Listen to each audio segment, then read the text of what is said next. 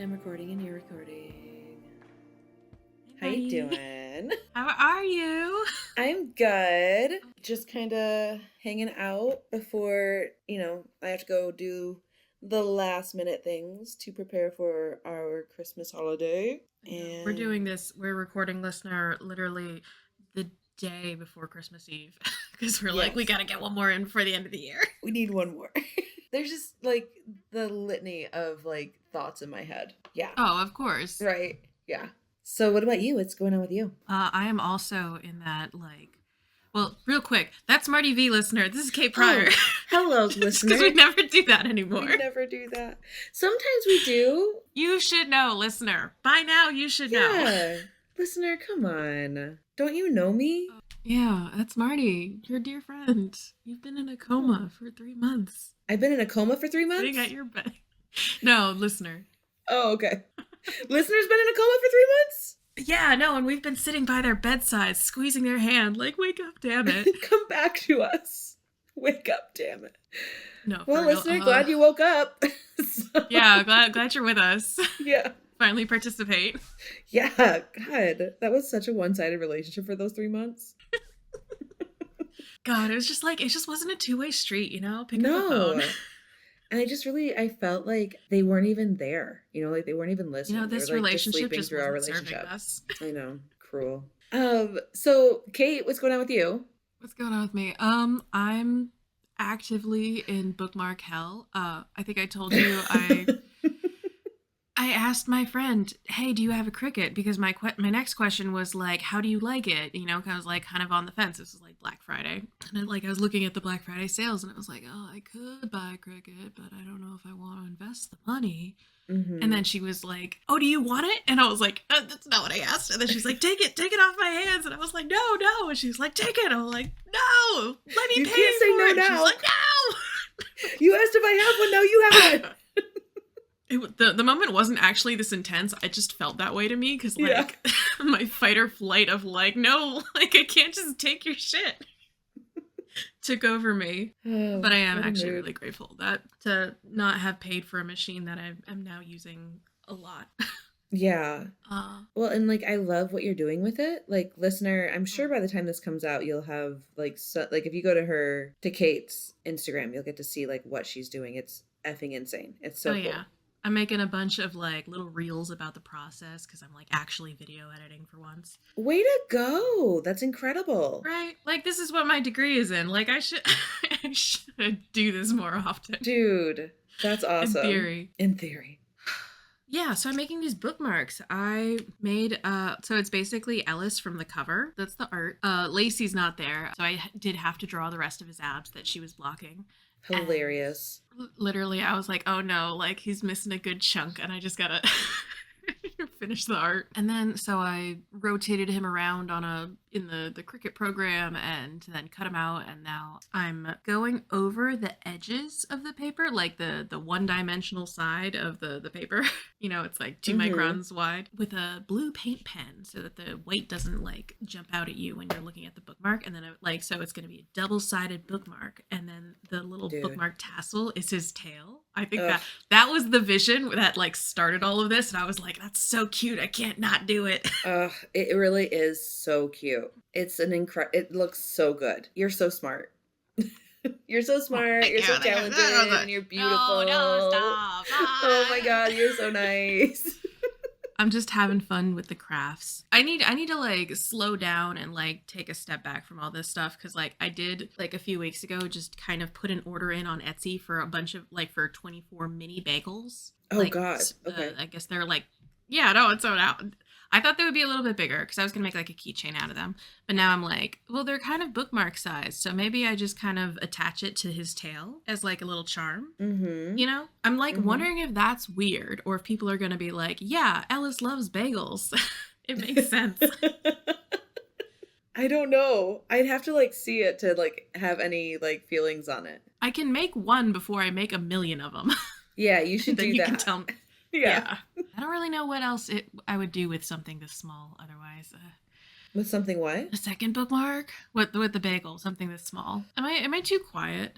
No, I can hear you. Okay, I've been fucking around with the gain settings on my microphone because I know that my audio is always supremely more fucked than yours because I turn my head when I talk and then, you know, the audio goes in and out and it kills me. Apologies to listener for putting up with it. It's did my best. Yeah. I have not written in a hot minute and really? I think I've been feeling it. Yes. Oh my God. Well, because like where I'm at in Logan's book, you know, I was telling you, I'm doing the rereading thing where I go through my beginning chapter. It feels so very much like when you take a bunch of like loose leaf pieces of paper and you're like tapping them on the desk and they're all kind of shuffling into a nice, perfect little like stack. You know, I'm aligning everything and I'm, you know, making sure nothing's like sticking out that's not important and nothing like it's just lining everything up. Like for example, the Logan at kind of goes back and forth in the draft at this stage, like whether or not he remembers Ava from the night of the wedding. I'm just like tagging all those moments, like make this consistent, and like I don't know what the consistent like end is going to be, like which way it's going to go. But like when I figure it out, I'm just going to go through all these moments and like nail it down. Yeah. It's none of them are like plot affecting. They're just kind of moments that he thinks that to himself, and I'm like, all right, well, either this goes or the other thing goes. Half of these are going to get deleted. Yeah, so, but, like, it's so heavy reading right now that I haven't been, like, writing for Logan's book at all. And I've been working, like, ever so loosely on, like, compiling notes in another document for, like, a different, like, little, not even an idea of a story yet. What do you mean? I wanted to write something wintry and short and fluffy. So I was like, you know what? I want a gargoyle and I want a witch and cute. And you know, it's just thoughts. It's so nebulous and like, you know, I could not tell you like what's gonna happen in it. Yeah, no, I get that. But you're working on the shared world. Hotel Bellwether Sadie and Eugene. Sadie and like Jameson. I keep like hedging on the names because I know you're not finalized on the name Eugene, but like I'm gunning for Eugene. No, Eugene is locked down, right? Yes. Okay. Good. The name now, listener, this is the same character because I'm me and I can't just like give people a name.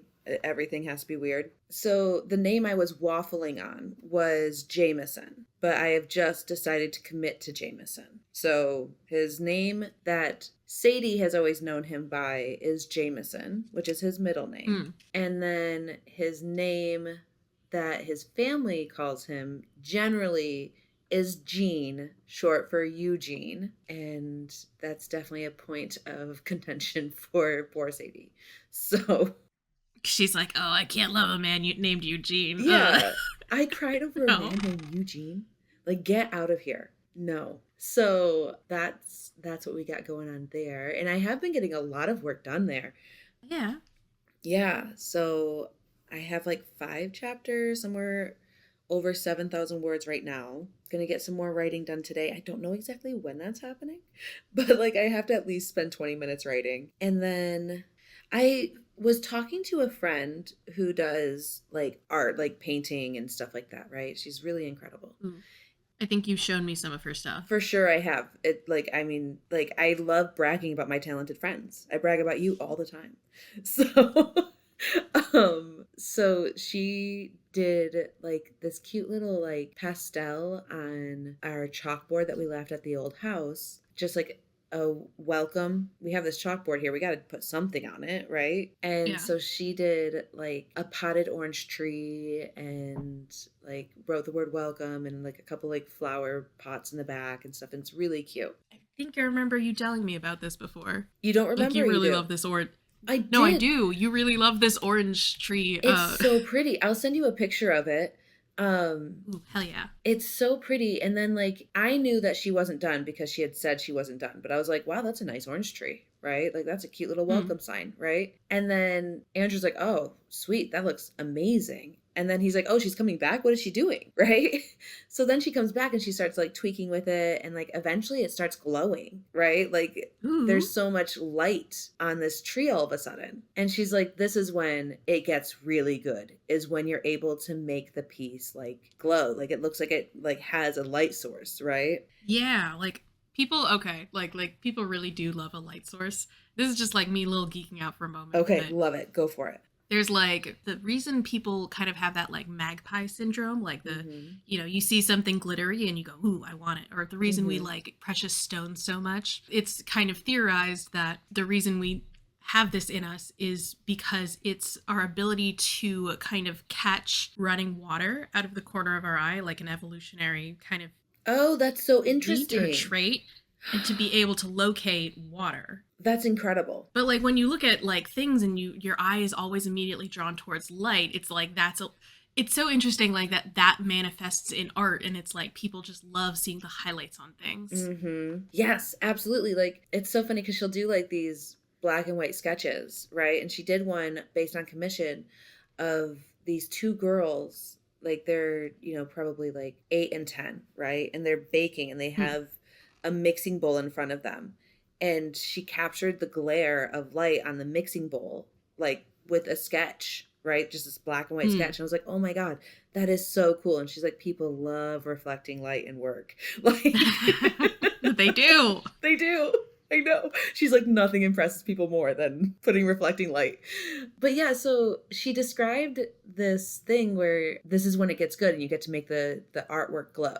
Yes. And so the way I connected that was like, I feel like right now I don't have moments in my scenes for Sadie and Jameson that glow. Does that make sense? Okay. Got you. Yeah. Yeah. And so I feel like I'm like waiting. I feel like I'm waiting for like the next layer of like what makes this book this book. Does that make sense? Like, I don't know exactly if I'm just not seeing it correctly, because I went from writing Remy and Alicia, where I have a really solid understanding of who these characters are and what their story is, to now writing Sadie and Jameson. And I'm having a harder time picking out their dynamic. I'm having a harder time figuring out exactly what their story is and how to make that kind of sparkle. So that's where I'm at, like, emotionally on their book. I really love the way the like ensemble cast interact. Like the dynamics between them and their family, I really enjoy. But maybe it's just like that there's so much conflict between the two of them that I don't feel like I understand them very well yet. Does that make sense? Yeah, no, like Sadie and Jameson, I think are kind of, they've been on page and you've gotten a little bit of them, but they haven't had very much. There's no flirting yet because he's just confused and she's just mad. I think maybe that's where the sparkle is then. Yeah. Because when I'm kind of like gathering thoughts for an idea, and like even before I know who the characters are, like a lot of the time I feel like I don't have a solid grip on like the characters until the very end of the book.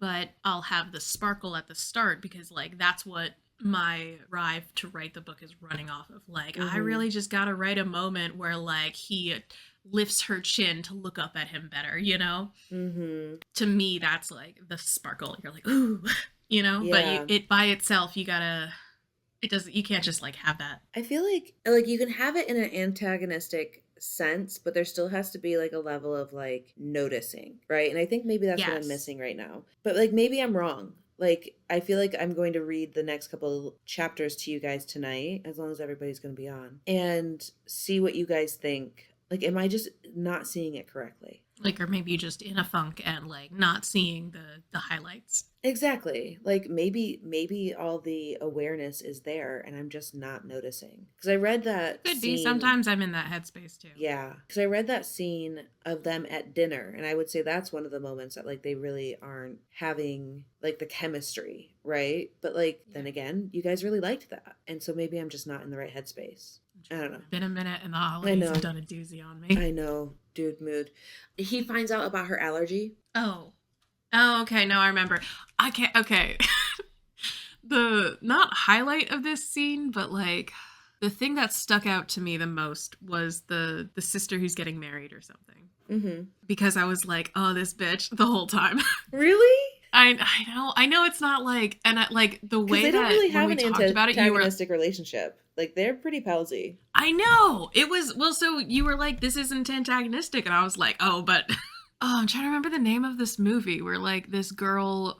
It's like a rom-com where this girl goes home to be like her sister's bridesmaid, and her sister's marrying, I think, the guy that she's in love with, and is it 27 Dresses? No, it's not that one. It might be 20. It might be. Yeah. Because I feel like she alters the mom's wedding dress in a irreparable way. Yes, absolutely. She totally does, and I hated it. I hated The that whole movie. movie is like the sister is so, she's not unlikable, but like she keeps doing all these little things that kind of dig at the heroine, and it's like I she's not doing anything wrong, I but found like, her deeply so unlikable. I found her yeah, so it's also been selfish. years since I watched this movie. Yeah. No, and like June isn't like that. June is like she does No. love her sister a lot, but like, they're sisters. They like swing from like the whole like, "Oh my god, you're my favorite and I love you so much" to like also like, "But why won't you just do this for me?" Right? So Well, okay, so so like I think that's kind of like what gave me that impression is the why won't you just do this for me is mhm. kind of where I'm leaning into it. And Because that's what to me echoed the 27 dresses which is fair. sister. Which is fair. But I feel like that's what makes them feel real. Like this very, friend-like connection, but it's not like they aren't perfect. Like I don't have a sister, so I'm really pulling on like sister dynamics that I observe. Okay, got you. It's like the ability to like be like, "Oh my god, this bitch." While also being like, "I will cut you if you come near her." You know what I mean? Like it's like that balance. That's the way I want their dynamic to come through. But also like you'll see more of her like looking out for Sadie and not just Sadie looking out for her. Does that make sense? Okay, I think that'll like help. I think that'll Yeah. keep it from feeling too 27 dresses. Yeah. Well, and then also like Sadie was like still like, "No, I'm not going to do this thing for you. I'm going to eat the food I want." Mm. Yeah, I think also because like the way that it was such to me, it was such a controlling overreach of the Oh, the okay. ooh, you should order this. But like that's also I'm very sensitive about like food subjects, like when people the way people behave about food. So it may be that I'm just like reading too much into it. Well, and like that to me is like I would totally be June in that situation. I wouldn't then push it when she was like, "Oh, I'm getting the salmon." But I would be like, "Hey, I want this and I want this. Do you want to split?" Right? Like I do that with my girlfriends all the time. Yeah. But like Like sometimes they want to kind split and of I get everything saying I want. I'm going to do this and you get this. Like Uh-huh. instead of being like, "Ooh, what if we did this?" It's, "Hey, I'll do this and you get this and then we'll do this." Mhm. Kind of assuming compliance immediately Yeah. is I think part of it. Yeah, but I also think that that's part of the familiarity, right? Yeah. Agreed. Where yeah, with my Like I'm not girlfriends. saying you should get rid of it because I Yeah. think it does illustrate so well like kind of the premise of the book, which is she's coming home to do all these things for her sister and everyone's kind of assuming she's going to be a stick in the mud and like difficult, and she's the Mhm. problem child. And I'm like, stop me if I'm reading too much into it. I felt like I don't feel like she's seen as the problem child as much as she's seen as like you got to stay on Sadie or she'll forget to do things. Okay. Isn't that problem child enough though? I don't Like think that problem child doesn't need to be, well I'm doing like drugs in the bathroom. well to me it's like this is an area where the family has pigeonholed Sadie, but like at the same rate the Hmm. family might have pigeonholed June as being like she wants her way all of the time. She's like just kind of a pain in the butt, right? Like it's not like one of them or the other is the problem child as much as like they both have their areas of weakness. But like one of them I think can lead being kind of labeled as the one who's like forgetful or not reliable. I think feels like a heavier burden than kind of bossy. Kind of needs to have her way, you know? Mm-hmm. I don't know. It really depends on your family because, like, It might. in my family being the one that, because we all forget everything, we're undiagnosed something or other. So there's so much more grace for, like, oh, I forgot how to live my life and now I don't know what I'm doing. But, like, being demanding is definitely harder in my family, right? So, like, I do Okay. think that that is dependent on, like, the dynamic within the group. But this is an interesting conversation. No, like, and it makes me like stop and like examine my biases. Like, Mm-hmm. do I think this is the heavier burden because like I relate to it more? You Mm-hmm. know? Big mood, though. Because like the person who's being demandy is like something that I can't really place within my family dynamic, but being the person who is constantly losing her homework, can't find her shit, Mm-hmm. everyone's mad at me for making us late is so like deep wound, deep Big wounds. mood, big mood. Well, and like on the other side of that, like I think, and this is a vulnerable moment. I think that I am less likable to my family because Aw. I tend to have so much more, like, I wouldn't say I'm critical, but I tend to have so much more like, well, maybe don't do that because of the way it hurts everything. Right? Like, I challenge Mm. more because, like, I'm just kind of more observant. And I've definitely seen how that plays a role in how I am perceived and accepted. This is why found family is so important. Yeah. I have Uh-huh. a hard time with the found family trope. Like, I think because I don't usually like the way it's done, or it doesn't, It doesn't feel authentic. right? Like, a lot of the Hmm. time, It's like everyone's perfect and supportive all of the time, and no one has yeah. opinions. And like Oh my that's gosh, that's exactly, I mean, doesn't that just circle us right back to like my point of like the sister has to be a little unlikable or else she's not real.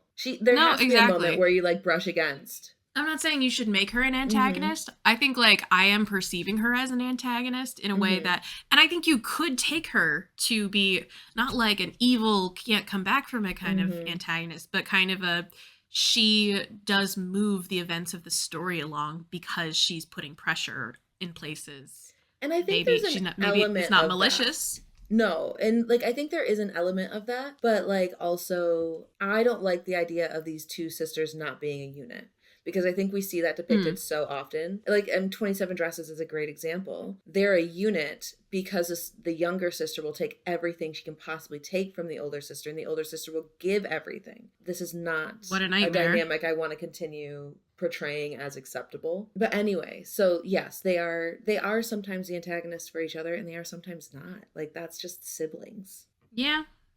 I mean, yeah. Yeah, mood. I get it. Do we want to talk about our goals for Our 2026 like we were goals. planning? Oh, we were supposed to be doing planning. I said that, hey, let's do a planning episode. And you were Hmm. like, oh no, I didn't do my homework. And I was Yeah. like, I've never done my homework in my life. But then I did do my homework. You did So, do it. do you want me to tell you my thoughts and then you can decide if you have anything to elaborate? Yeah, I love that, honestly. Okay, yeah, no problem. So, like, my number one goal is to grow my readers. Always. The way I'm doing this is doing physical copy giveaways. I have planned one a quarter, right? Ooh, Where nice. Okay, I like that. so I'm partnering with at least one other author, doing like the social media share sort of thing, growing people that way. Mm. I have a welcome to 2026 giveaway already planned, and like the author and I have already coordinated what we're doing. She is like a newer author, but like I'm reading her book and I'm like, this is so cute. This is such a cute book. I'm really enjoying this. And she also has a New Year's Eve like pivotal moment in the book. So it's like, this is a good comp. Like these are two great books to put together, right?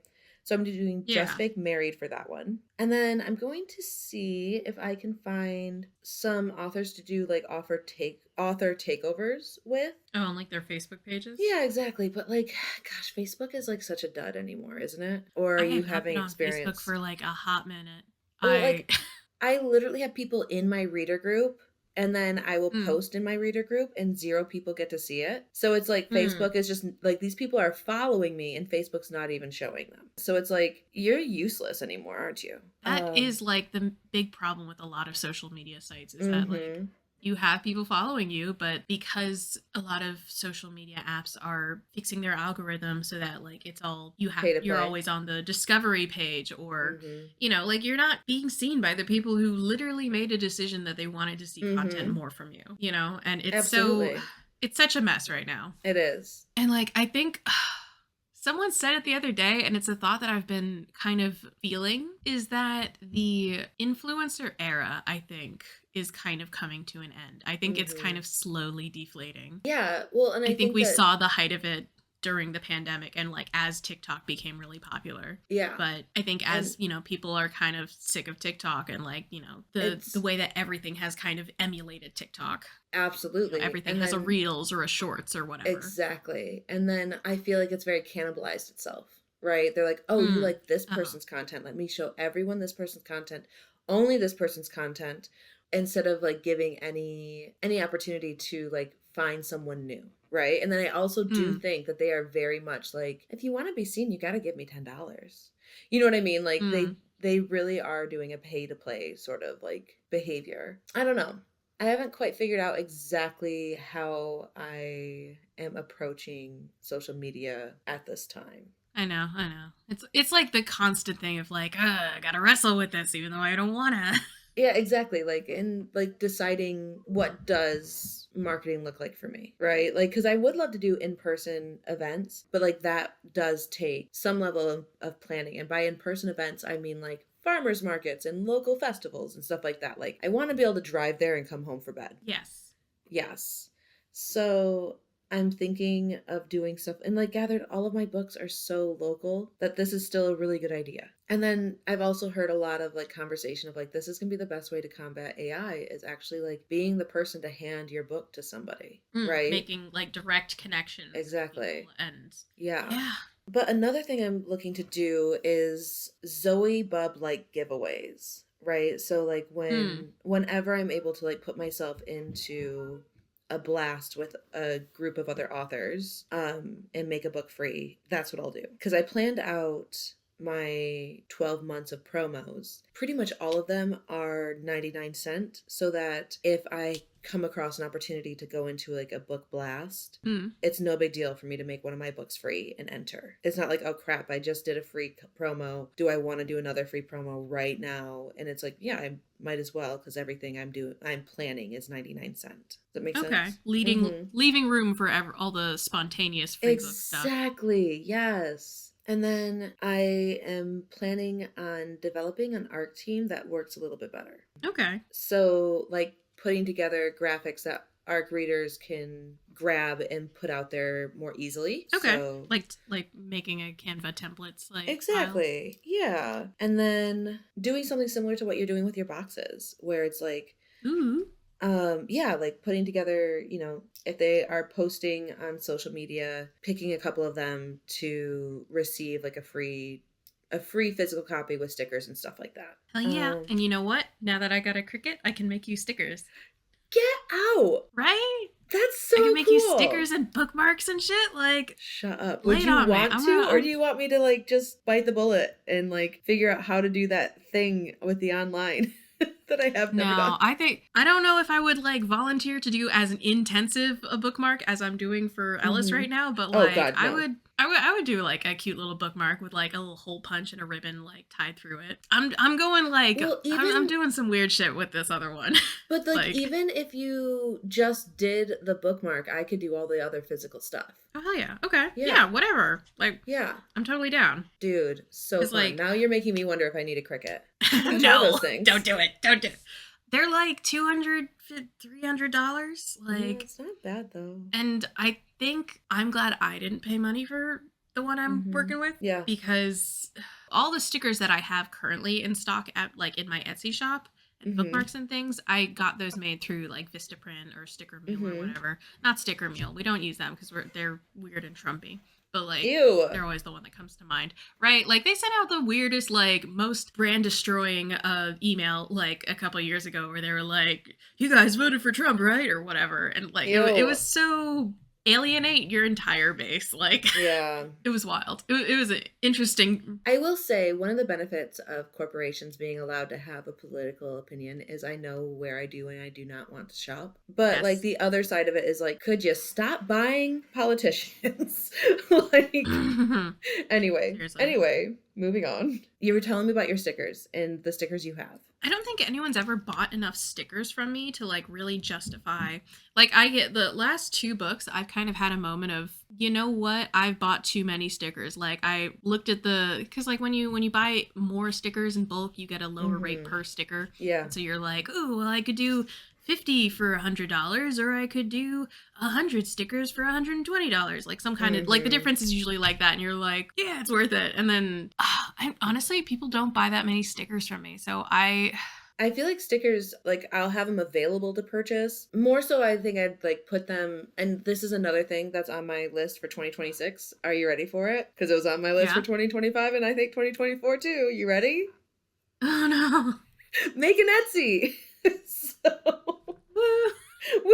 We're gonna make it happen. I'm gonna do it. I have more executive function anymore. It's gonna happen. I believe in it.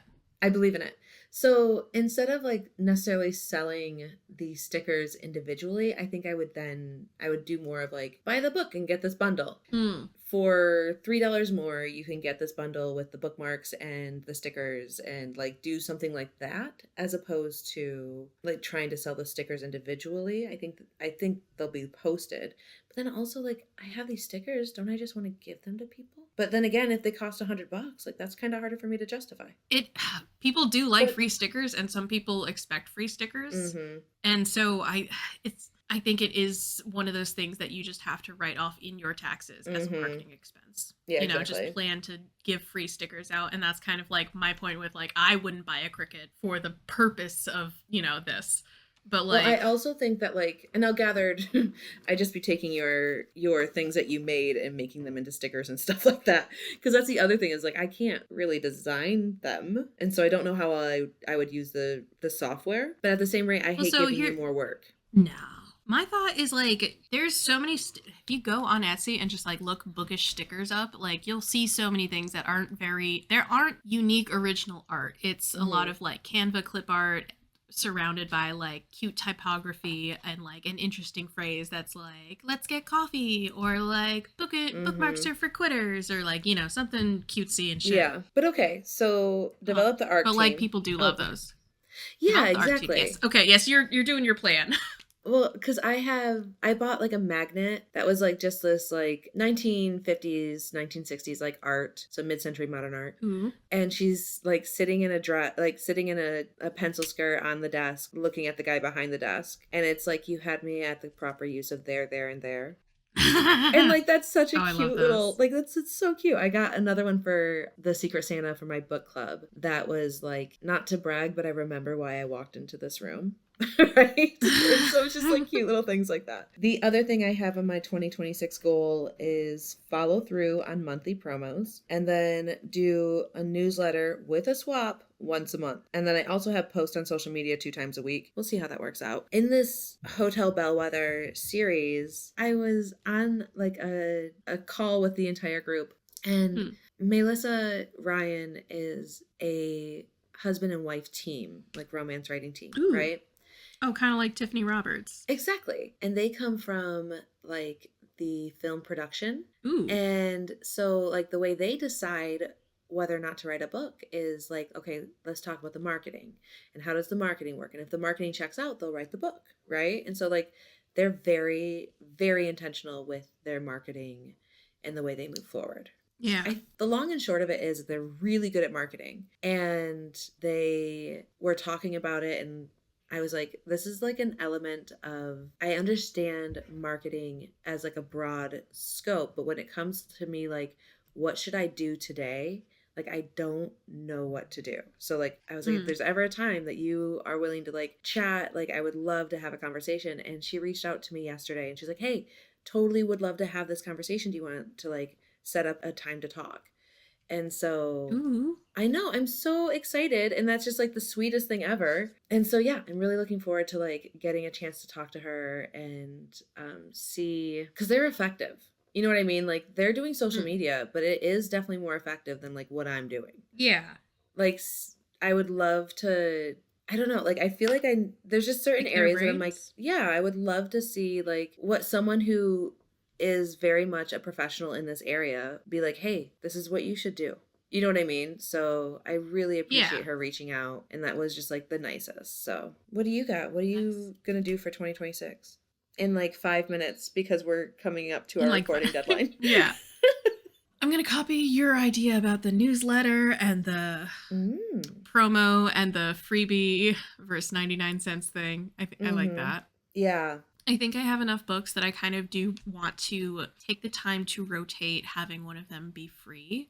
The thing that I signed up for last year that you helped me with, where it was like every month a book was supposed to be like free or 99 cents. Mm-hmm. Not enough people ended up joining some of the months for that. So a number of them got canceled. And of course these things happen, but yeah, of course. I kind of want to rot in, because I think it was just that one like coordinator. And like I just want to like reach out and broaden more. I want to find more people who are That was another putting these thing. things together. Yeah, I'm like, I want to be more intentional about finding like other authors that write in my genre and like broaden my, I can't think of the word right now, networking. Reach, like broaden scope? my networking, which is funny because it's like it's something I'm good at, but then I fall off the face of the earth. Does that make sense? Yeah. No, I get that. So yeah, I guess like strengthening relationships with other rom-com, preferably small town authors. Okay. Is there anything else you want to do? I want to actually make it to a number of Stuff Your Kindle days, because yeah, that's what I mean. Like literally only ever remember it when it's happening, and I'm like, oh, well, it's can't sign up for it now. Well, and then I'll see like someone will be like, oh, hey, the sign up is coming up, and I'm like, I just don't have the bandwidth to like do this thing, to sign up and then like get the book ready for the Stuff Your Kindle. So I've never done one. Something that I've been doing to make those moments easier, because I find the Stuff Your Kindle thing is usually just like a Google form. It's like one sheet, exactly, like one page worth of like questions, and the answers to these questions are always the same. It's like website, socials, book link, book summary, and it's like the long summary or the short summary. And I just keep all of this in either a Notes app document or a Word document. And it's like, I can just sit down and knock this out really quick, or I can do it from my phone. Yeah. You know, I can do it. It's not a perfect system, but like sometimes it works. Sometimes it does shorten the I open a tab and then I forget. And the time. It does. I find if I can like just get it done right then, right there, that's usually, but the thing is, like, to me, that's kind of what I don't like about the process, is that I'm doing it kind of as it pops up. I don't know about these things happening ahead of time. And I'm trying to, I don't know, I just want to feel like I'm anticipating these things instead of kind of being blindsided and reacting to them. Well, I think that's part of the issue in general for like the Stuff Your Kindle. It's like, you know, it's coordinated by one person in their team, right? And so a lot of times, and so a lot of times it's like, you can't really be intentional about this because there's no way to know it's coming until you just stumble across something. Yeah. That makes sense. I do want to put Logan's book out next year. I do see it being done in time for Halloween, and I kind of think I'll publish it at Halloween. Or in that ballpark. I don't have a schedule for my release right now or like my writing plan right now, because I just have like get Sadie and Jameson done and then see if I'm ready to launch right into another writing project, or if I'm like, hey, I need a couple weeks to just kind of sit and figure out what I want to do creatively. Do I want to move on to the next book in the series? Or, you know what I mean? Like, I'm just leaving room for me to have some creative license for at least part of this year. Good. Nice. Yeah. And so I will have at least one release next year in July. And I'm thinking I'll have at least another, like, I think I'll probably do Emmett and Missy's book, well, their novella for October, because it just won't take much to do. I know you said, like, have at least one release. I think I don't want to undermine how monumental it is to finish writing and editing and putting out a good book. Like, because I do think you write good books. And thank you. The effort you put into them is like so exact, and you know, I don't want to lose sight of like how big that is just to put like out one book a year. Yeah. You know, that's a good point. Doing it all by yourself. Yeah. Yeah, that's a very good point. Like, you don't have a publishing team behind you. You don't have like a big indie marketing author team and everything else. Marketing team. It's a lot of work. And it's not the only job either. Yeah, no, you do have your other side hustles. Yeah, exactly. Your main hustles. And then, you know, parenting. And then there's like family and life. Work of life, yeah. Yeah, it's a very good point. Oh my God. And house, yeah. That is a very good point, and thank you for that. I just have this feeling I'm going to get Sadie and Jameson done. They're going to be in this shared world, and I'm going to get more attention than I'm used to for this release. Does that make you apprehensive? It doesn't make me apprehensive. What it makes me is it makes me question, I should release something else after that book comes out to like keep people with me. So that's why I was like, well, the October thing would be good because it still gives me room to have some creative license. It puts people into the world I'm normally writing in. And then it also like gives people something new for me within a couple of months. Yes. But it's also, if you feel like you're going to have eyes on you at that point, why not plan a little bit of backlog, backlist marketing, or promotions or free exactly. book, or book on sale. People say, oh, I just love this book that I read from Marty V. I wonder what else she's got. Oh, there's something on sale right now? Exactly. Yeah. Exactly. Yeah. So yeah, that's all in the plan. But also, I don't want to not be in a position where I can't capitalize on attention. No, agreed. I think you want to strategize around that as much as you can. And if it doesn't come to pass, it's not wasted effort. It's still going out there. Exactly. And I still have a backlist for people to go into. Yes. Which is, and honestly, I think that's the most powerful thing that you have going for you, is that you have a number of books that are available for people to see and learn to they love this introduction to you, and they can read so much more about it.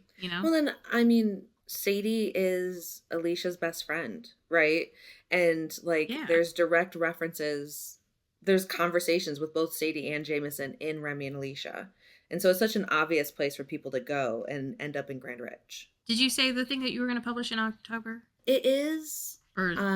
Yes. It would be a haunted high school story with Emmett and Missy, who are also, Grand Ridge characters. And it would bring us to Grand Ridge. I think the thing that people would be... plan, then. Yeah. I think the thing that people would prefer is Brooks and Olivia's story. But I'm still walking around with what that story looks like. I don't know where it starts yet. And I just don't want to put pressure on that being the release. Anyway, I feel like I monopolized a lot of this conversation. No, I feel like I enjoy listening to you. Even if All right. Well, Kate, do you have a piece of writing advice? Oh, did we tell them this is our last episode this is us wrapping up for the year. Just spring it on you at the end of the 2025 season. Yes. We'll see you probably in 2026. The back half of next year. Yeah. We'll start recording. Hopefully it doesn't take us that long. Yeah, we're gonna record in January, February, but you're not gonna hear from us for a minute. Until June or July, so probably. But you know how we do things around here, listener. It's okay. Literally this year, we recorded so many episodes in advance, and then I utterly forgot about it. And then it was oh my God, these need to go out.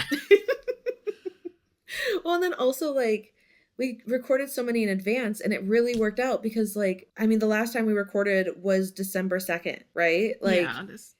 It's been a busy year. It's been always a busy year. I know it is, but I love doing this, and I love our conversations, and I love listening to our conversations.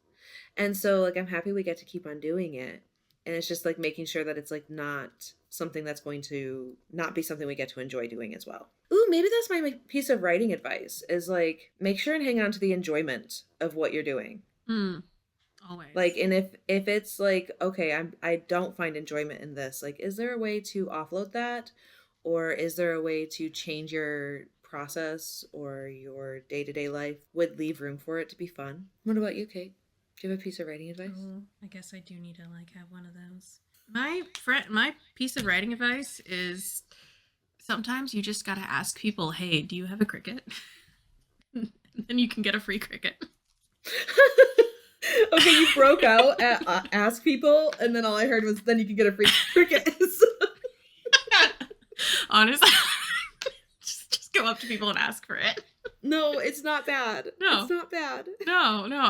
Honestly, I wish I had something more profound, but leaning on the community resources that you have and realizing that there's stuff there that you're not alone. Yeah, you're not alone. You have people who want to see you succeed, and they're happy to give you their Cricut. Yeah, exactly. Do a giveaway with you.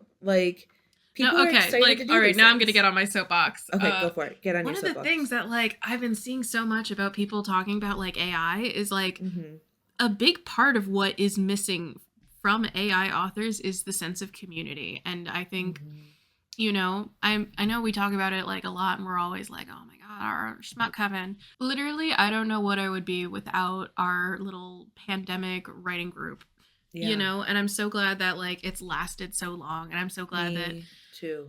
You know, I've found my most fulfilling friendships through the through all you people. Like I've learned so much about myself and the way that I craft, like the way that, like I think we perceive ourselves through other people a lot.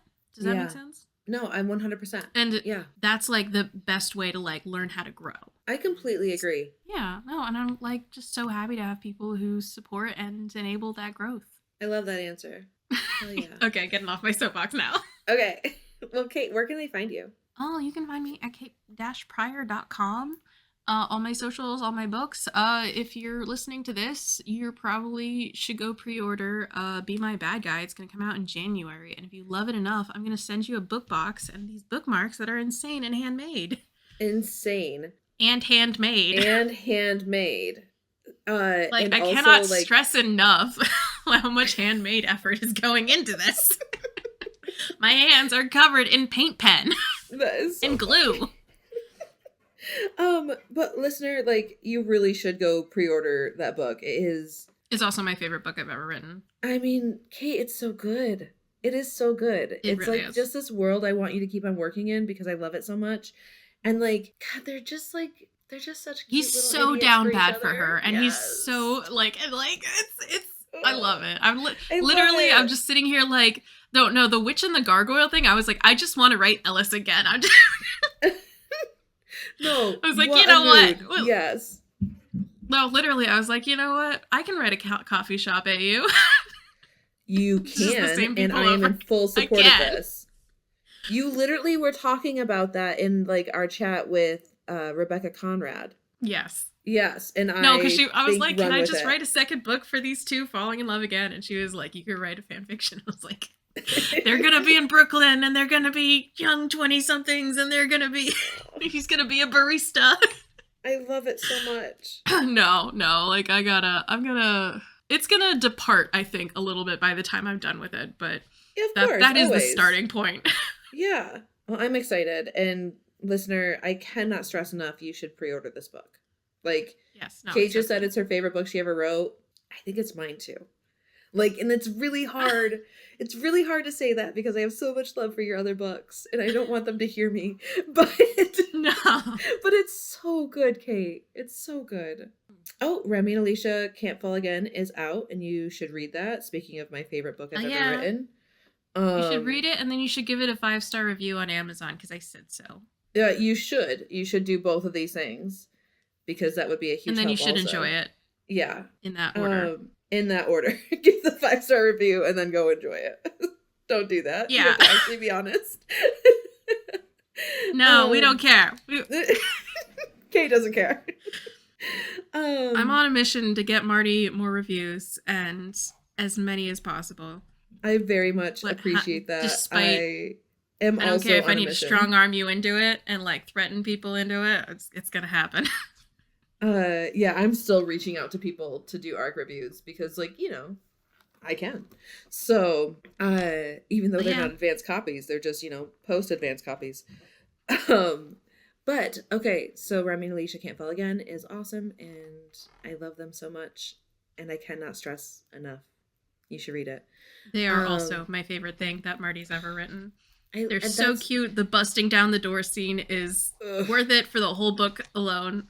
Like, and then that new tag of the yearning is high and the walls are thin. Get out. I'm so my proud of God. myself. Like, I wish we thought of that like 4 weeks ago. I know, right? Like, I wish you'd said that to me because I'm like, oh, the walls are thin, because the walls are thin, and that's really important to one of the scenes. To a number of the scenes. Like, of the scenes. Yeah, I realized how much like that trope continues. So, but you can find me at Marty V Author on TikTok and Instagram. And you can sign up for my newsletter at martyv.com. And you can email me at martyvauthor@gmail.com. And Kate, do you have any other thoughts? No, that's it. That's it for the 2025. No more thoughts. No more thoughts. We got like 3 days of no thinking involved. Or like left. Yeah. Well, I mean, we have more days of 2025, but hey, I can't do math. Call myself. I said 3 days, and then I looked at the calendar and I went, I mean, but that last week really feels only like 3 days. Like, let's be real. No, for real. No, it's gonna feel like nothing at all. Exactly. All right, listener. We love you. Bye. Happy holidays. Happy New Year. Happy holidays. Happy New Year. Do something special to ring it in because you deserve it. And every New Year is awesome. Love you, listener. Love you. Bye. Yes, bye.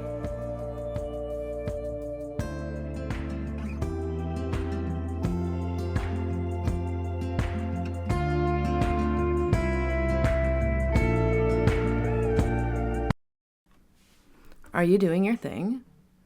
Are you being weird?